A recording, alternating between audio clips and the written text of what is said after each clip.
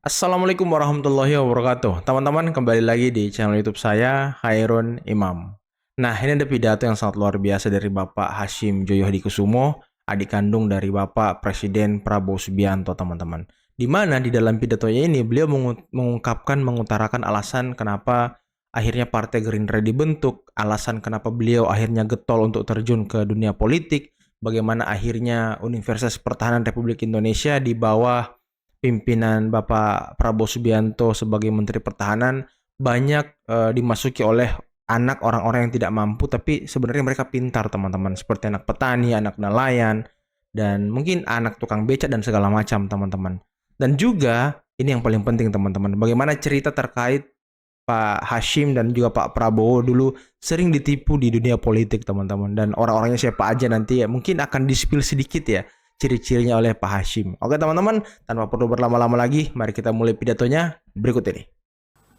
Yang namanya Universitas Pertahanan, 576 mahasiswa, 8 fakultas, semua gratis, dan semua datang dari keluarga miskin. Menteri Pertahanan beberapa tahun yang lalu, Menteri Pertahanan sahabat Pak Menteri Pertanian, bikin suatu eksperimen dan eksperimen ini berhasil. Yang direkrut atau ditampung mahasiswa-mahasiswa yang IQ minimal 120. Yang hasil studi-studinya luar biasa. Tidak pandang latar belakang sosial, hampir semua yang diterima itu keluarga miskin. Ada anak tukang ojek, anak tukang bakso, anak kuli pelabuhan, dan seterusnya, dan seterusnya, dan seterusnya. Tadi 576, termasuk 75 mahasiswa kedokteran. Semua dari keluarga miskin. Namun dari 60.000 yang melamar Pak Rektor, hanya 300 diterima. 60.000 yang melamar, 300 diterima. Dan itu semuanya lewat online. Dan di situ di online disaring 1.500 yang diundang. Karena semuanya di atas 120, itu minimal 110 ya. Banyak yang 130, ada 140. Anak-anak miskin.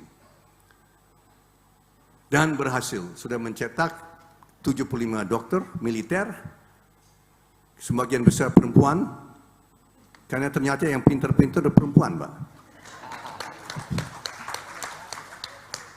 Maka kalau adik-adik ada keluarga, keluarga yang pintar-pintar, ya silakan. Ya, aplikasi lamar ke Universitas Pertahanan. Nah, ini ada kaitan yang tadi disebut. Kenapa saya terpanggil dunia politik, Pak? Saya masuk dunia politik karena dari rasa frustrasi, Pak. Saya rasa frustrasi, Pak. Karena kesimpulan saya sebagai pengusaha, saya lihat di mana-mana, kok Indonesia punya? Saya ke Sudan, mereka kurang air. Kita punya air. Saya ke Arab Saudi, mereka kurang air. Saya ke Uni Soviet, mereka kurang matahari. Frustrasi. Saya frustrasi karena saya lihat Korea Selatan, karena saya banyak bisnis dengan perusahaan-perusahaan Korea Selatan, Hyundai, Samsung, Dongyang, Hanjung, banyak bisnis. Saya sering ke Korea Selatan dengan istri saya tahun 90-an, 80-an. Kaget saya. Negara yang nggak punya apa-apa bisa melampaui Indonesia. Dan per kapita income Korea Selatan, ibu-ibu, bapak-bapak, adik bisa lihat. Sekarang sudah 12 kali Indonesia. Dari di bawah kita, 53-54 tahun lalu, di bawah kita, mereka bisa lompat, sekarang bisa jadi negara maju, negara kaya, negara yang memberi bantuan luar negeri ke negara-negara itu cita-cita dari Pak Amran. Kita Seharusnya Indonesia negara-negara adijaya. Kita bisa jadi adikuasa tanpa nuklir, tanpa senjata nuklir. Tidak perlu kita punya senjata nuklir. Tapi kita mampu untuk menjadi negara adikuasa. Karena kita punya semuanya. Termasuk logam-logam strategis yang termasuk nikel, tembaga, copper, timah, ya, kita punya tanah jarang, kita punya semuanya. Dan ada berita gembira bahwa ada ladang-ladang gas alam yang ditemukan di perairan Aceh yang punya potensi Indonesia nanti menjadi penghasil minyak dan gas yang besar lagi. Karena sejak beberapa tahun ini kita kan jadi pengimpor. Kita jadi pengimpor minyak dan gas alam. So ini Pak Rektor, Pak Moderator, saya masuk politik karena pengalaman saya di dunia usaha. Saya masuk politik karena pengalaman saya di dunia usaha di luar negeri. Dan saya lihat potensi negara kita, tapi saya lihat potensi kita untuk disintegrasi. Tadi saya senang sekali, memang betul saya selalu minta Indonesia Raya 3 stanza, 3 bait. Karena kenapa? Indonesia kan sudah 78 tahun merdeka. Tapi sebagian bangsa kita kan belum berbahagia. Di stanza kedua kalau tidak salah, kan ada disebut Indonesia bahagia. Betul ya? Indonesia bahagia.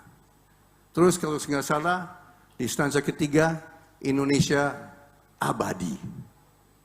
Indonesia abadi. Berarti apa? Indonesia bersatu abadi. Ya. So ini sebetulnya pencipta lagu ini menurut saya lagu Indonesia Raya bertema memang Bhinneka Tunggal Ika Pancasila. Ya. Indonesia bahagia ya sila kelima. Keadilan sosial bagi seluruh rakyat Indonesia. Indonesia abadi berarti apa? Ya dari sila kelima. Persatuan Indonesia. Yang sering terlupakan adalah sila kelima. Nah, di situ dari rasa frustrasi, ya, saya dan kawan-kawan mendirikan suatu partai politik. Nah, kenapa kami mendirikan partai politik? Kenapa masuk ke ranah politik? Karena saya waktu itu tahun 2000-an, 2006, 2007, 2008, diejek. Mas Hashim, Pak Hashim, Bung Hashim, Kang Hashim, Bang Hashim. Politik itu kotor. Politik itu korup. Politik itu gelap. Politik itu penuh dengan setan-setan. Roh gelap, macam-macam lah. Kenapa masuk politik? Nah di situ Pak Moderator, saya ingat yang dikatakan ayah saya. Ayah saya mengutip dari siapa? Itu bukan tulisan dia, bukan. Itu dia dapat dari orang. So ada orang tua saya, Profesor Sumitro, seorang guru besar, profesor, pendiri Fakultas Ekonomi UI. Dia bilang ke saya, mengutip orang, kalau orang baik atau orang yang merasa baik, menganggap dirinya baik, tidak mau masuk politik, tidak mau masuk the arena. Ini Presiden Amerika dulu namanya Theodore Roosevelt, Teddy Roosevelt, dia bikin suatu semacam puisi tahun 1916-17 sebelum beliau meninggal. Into the arena. Intinya sama.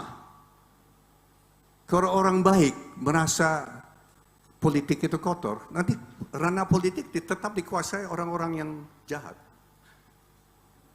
Kalau kita di sini, saya kira semua mahasiswa, dosen dan alumni UNHAS orang baik semua. Kalau orang baik tidak mau masuk ke ranah politik yang betul kotor, berdosa, jahat, penuh dengan korupsi. Saya selama 15 tahun di bidang politik ditipu terus-menerus. Dibohongi terus-menerus. Saya pribadi, apalagi kakak saya.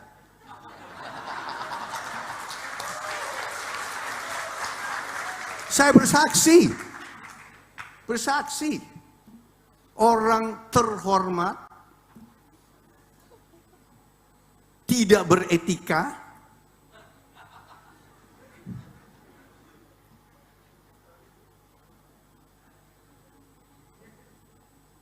menipu dan berbohong terus. Saya alami. A1. Ini bukan katanya, kata Hashim. Betul. Politik jahat, politik kotor, politik korup, penuh korupsi, penuh koruptor. Tapi kalau orang baik, seperti alumni Unhas, seperti adik-adik yang belum tercemar, masih tulus. Kalau kita tidak mau masuk politik, ranah politik itu dikuasai roh-roh jahat. Itu kenapa saya masuk politik, Pak.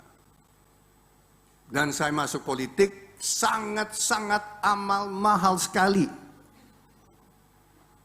Dompet saya tebal sekali dulu. Setelah 4 pilpres dan 4 pileg, dompet saya sudah mencut begini.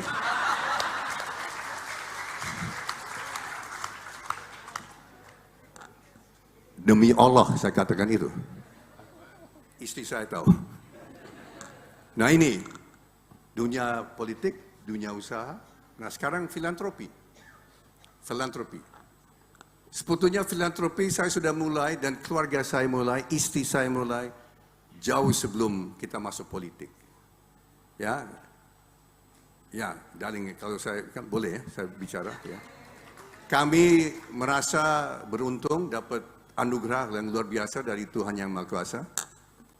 Pada usia yang cukup muda, saya waktu itu 34 tahun, istri saya 32 tahun. Kami sepakat untuk kita mengamal, kita berbuat untuk masyarakat yang memberikan begitu besar untuk kami. Ya. Kita tinggal di Indonesia, Indonesia memberikan kesempatan untuk kami bisa cukup orang Jawa bilang sugih lah, ya. Cukup punya uang. Dan tahun 88 istri saya saya waktu itu masih sibuk. Kita ada pabrik semen, terus ada internasional, terus kita beberapa ini cukup ini dan dia. Dan ini kita belajar. Dia cerita sama saya, waktu itu dia mau bantu masyarakat di penjaringan. Penjaringan, bapak-bapak, ibu-ibu belum tahu ibu kota, ini tahun 88 ya. Penjaringan itu tempat yang termasuk paling kumuh di Indonesia. Saya kira bukan hanya di DKI, di Indonesia. Saya pernah ke Penjaringan, luar biasa. Baunya kita sudah, waktu itu ya, tahun 88. Dan kita belajar di sini untuk berbuat baik. Susah sekali. Berbuat baik susah sekali. Istri saya masuk ke situ kan naik motor. Bonceng ya, Dani. Ya. Kan itu kan gang-gang, Pak. Masuk itu kumuh, Pak. Banyak penjahat, banyak orang berdosa.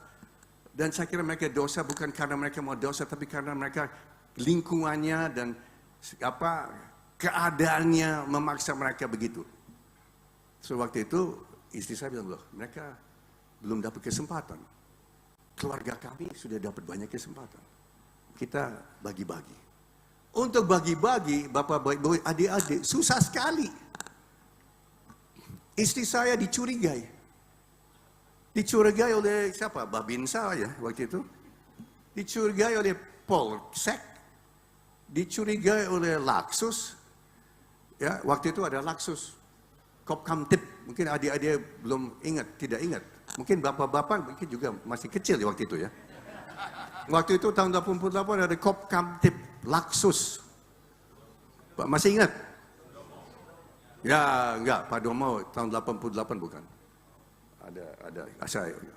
Nah, ini begini, orang mau berbuat baik di tempat kumuh itu dicuriga jadi aktivis.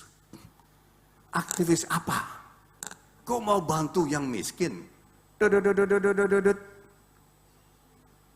Jangan-jangan golongan tertentu. Dia bisa lanjut kenapa? Karena istri saya. Istri saya siapa? Saya adiknya Letkol Prabowo. Dari Kopassus. Menantu presiden. Nggak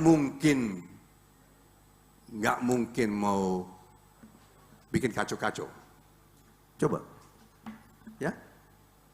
Dia bisa berbuat baik dan bisa mengamal karena koneksi dengan orang yang cukup kuat waktu itu. Mungkin lebih gampang lagi sekarang ya. Lebih gampang nah sekarang. Nah ini, mungkin ini jawaban panjang tapi ini ada kaitan semua Pak. Masuk politik karena rasa frustasi, kita mau membuat Indonesia untuk mencapai potensinya seperti dikatakan Pak Amran. Pak Amran dan Prabowo sangat cocok. Sangat cocok. Cita-citanya sama. Prabowo mau bikin Indonesia adijaya dan adikuasa. Tanpa senjata nuklir ya, kita enggak. Pak Amran citanya juga mulia.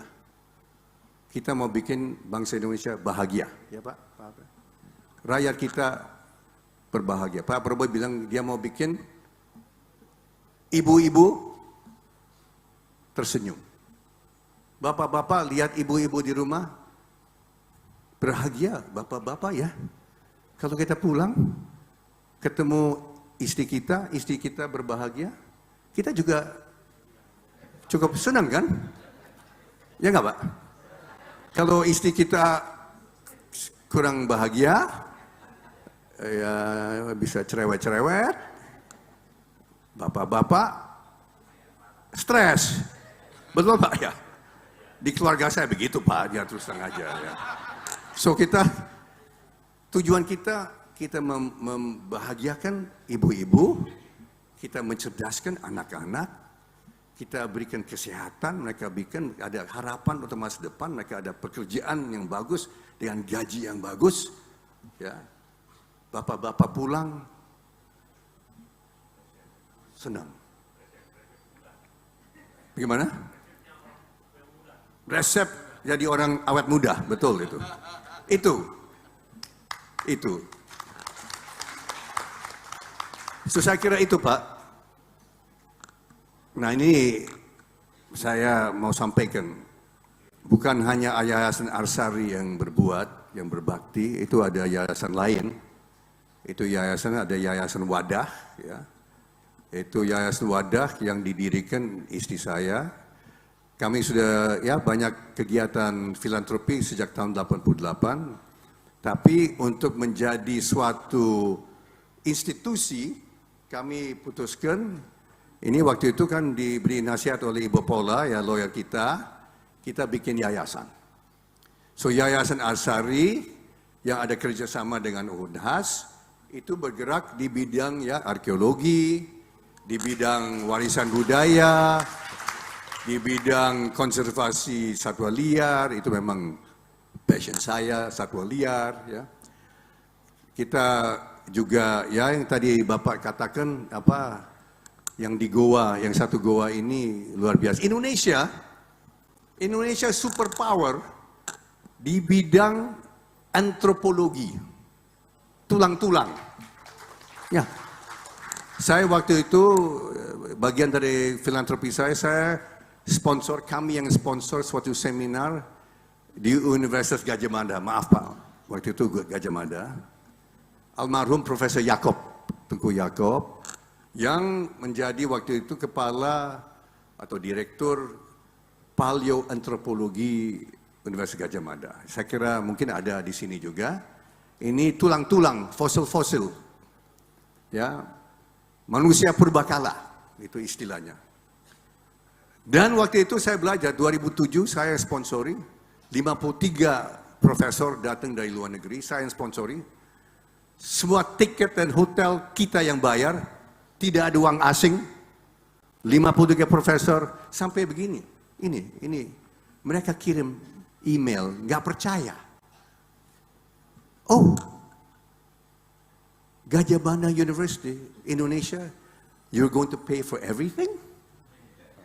You're going to pay for our ticket? You're going to pay for our business class ticket? You're going to pay, we don't have to pay anything? You Indonesians are going to pay everything? Yes, we Indonesians paid for everything. Everything. 53 profesor peneliti dari luar negeri, dari Chicago, dari China, dari Jerman, dari Prancis, Inggris, Australia, kita bayar semuanya. 2007. Business class, economic class, hotel, 100%. Pihak Indonesia yang bayar semuanya. Itu apa? Saya mau buktikan saja. Saya mau buktikan saja bahwa bangsa Indonesia itu bisa. Kita nggak perlu andalkan, ya alhamdulillah, puji Tuhan kita dapat uang dari luar negeri. Tapi Pak Amran, Pak Prabowo ingin kita berdikari, berdiri di atas kaki sendiri. Dan waktu itu kita bikin seminar, Universitas Gadjah Mada, waktu itu Profesor Sofyan Effendi, waktu itu kalau nggak salah ya. Mereka begitu berbangga bahwa kita bangsa Indonesia, pihak Indonesia, penyelenggara tidak minta uang dari luar negeri. Kita tidak dapat dan minta dari NGO manapun, lembaga manapun, bukan dari USAID atau dari Goethe Institute atau apa, bangsa Indonesia bayar semuanya. Dan kita berbangga waktu itu. Itu sebetulnya tujuan kita, Pak. Cita-cita kita, Pak. Indonesia, bangsa bermartabat, Indonesia yang nanti disegani dari semua bangsa di Indonesia. Kita, itu cita-cita kita. Dan saya masuk partai politik untuk itu, Pak. Itu. Terakhir dari saya, Yayasan Arsari itu salah satu yayasan wadah, itu kita berdirikan juga, itu juga milik keluarga. Itu sebetulnya tujuannya adalah pemberdayaan perempuan. Pemberdayaan perempuan dan perempuan dari nenek-nenek sampai PAUD usia dini. Dan sekarang saya bisa buka, karena sudah kampanye kan sudah lewat. Saya berbangga. Saya dilapori tahun lalu ada rapat, saya baru tahu. Kami sudah membantu 129.000 orang. 129.000 orang yang kami bantu. Dan saya baru tahu itu. Karena saya nggak pernah minta ya, saya nggak minta datanya, waktu itu ada. Dan saya mau katakan, ya ini kan sudah lewat. Ya, ini bukan political gimmick, saya nggak cari suara. Suara sudah dicoblos kan, bapak-bapak sudah coblos. Saya katakan itu, saya berbangga. 129.000, umumnya ibu-ibu ya. Umumnya, ada bapak-bapak juga ya. Tapi ibu-ibu yang dibantu oleh Yayasan Wadah. Kalau Yayasan Arsari banyak juga, tapi banyak yang dibantu adalah makhluk berkaki 4. Itu yang kami bantu. Dan karena saya mau jelaskan Pak, dalam 2 menit ini, saya ditanya, Pak Hashim, kenapa begitu passionate. Kenapa? Satwa liar. Yang pertama, saya sayang binatang. Tapi semakin tua, semakin sadar, binatang itu adalah makhluk ciptaan Tuhan. Ciptaan Tuhan. Dan saya tidak rela jenis hewan atau spesies hewan punah. Harimau Indonesia, harimau Bali sudah punah. Harimau Jawa sudah punah. Kalau kita tidak hati-hati, harimau Sumatera akan punah. Kalau kita tidak hati-hati. Demikian juga badak Sumatera. Demikian juga tapir. Demikian banyak burung-burung di Indonesia. Indonesia adalah tempat spesies termasuk ya Pak Amran mungkin terbanyak ya di dunia. Fauna dan flora. Tumbuhan, tanaman, pohon dan makhluk-makhluk yang hidup Indonesia. Dan karena kita bangsa Indonesia tidak terlalu berhati-hati, banyak yang sudah punah. Dan itu sebetulnya motivasi saya. Supaya menjaga jangan sampai makhluk-makhluk yang luar biasa. Harimau, badak, gajah, beruang madu, burung-burung yang luar biasa cantik. Jangan sampai mereka punah dan hilang dari bumi Indonesia. Itu sebetulnya yang motivasi saya. Saya kira demikian dari saya. Mungkin ada tanya jawab, Pak. Nah, teman-teman, itulah tadi pidato yang sangat luar biasa dari Bapak Hasyim Joyo Hadikusumo, di mana ya menurut yang kabar yang saya dapat teman-teman di berbagai media, Pak Hasyim ini sebenarnya ditunjuk untuk menjadi seorang menteri, tapi beliau menolak. Waduh, luar biasa ya. Dan itulah tadi cerita mengenai Kementerian Pertahanan dan Universitas Pertahanan Indonesia yang punya kualifikasi yang ketat dan transparan tentunya, dan ya terbukti teman-teman ya. Banyak anak petani, anak nelayan yang berkuliah di situ yang punya IQ yang bagus. Dan juga bagaimana Pak Prabowo ingin melihat masyarakat bahagia, warga bahagia, ibu-ibu bahagia, anak tumbuh kembang dengan baik, punya IQ dan kecerdasan yang baik. Intinya Pak Prabowo ingin membentuk sumber daya manusia yang berkualitas teman-teman untuk menyongsong Indonesia Emas 2045. Oke teman-teman, mungkin cukup sekian dulu video kali ini. Jangan lupa like, subscribe, dan share videonya. Akhir kata billahi taufiq wal hidayah. Wassalamualaikum warahmatullahi wabarakatuh. Bye-bye.